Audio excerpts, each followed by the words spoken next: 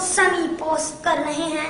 मेरे वजूद की उमंगें मुझे मुस्तकबिल के नए ख्वाबों को सोचने पर मजबूर कर रही हैं। सूर्य वाला मेरी फहमो फ्राज एक लम्हे को डगमगाती है। मैं खुद से सवाल करता हूँ कि क्या मैं इंसानियत की शब तारीख को सार कर सकूंगा? क्या मैं आज का बच्चा कल का मेहमान इस कौम की तमीर कर सकूंगा?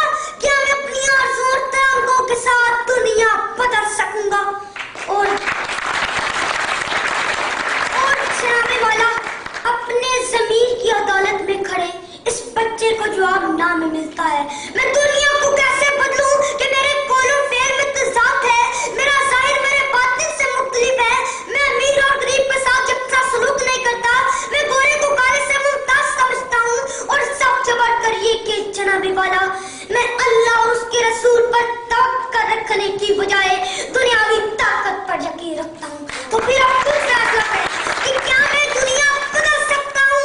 नहीं नहीं नहीं जनाबे वाला, हरगिज़ नहीं।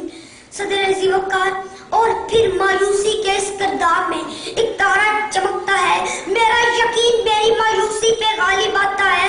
तरीके के पीछे छुपी रोशनी मेरी आंखों को चकाचौंध कर देती है और एक गहरी आवाज आके मुझे कहती है, जलाले आतिशों पर के सहाब पैदा कर, जलाले आतिशों पर के सहाब पैदा कर, अजल भी कांप उठे, अजल भी कांप उठे वो शबाब पैदा कर। तू इनकलाब की आमद का इंतजार न कर, तू इनकलाब की आमद का इंतजार न कर, जो हो सके तो अभी इनकलाब पैदा कर। हुजूरे वाला मैं नहीं के गर्दाब से अभी पूरी तरह बाहर नहीं आया था कि मेरे कानों में आवाज पड़ती है कि तुम तो उस नबी के गुलाम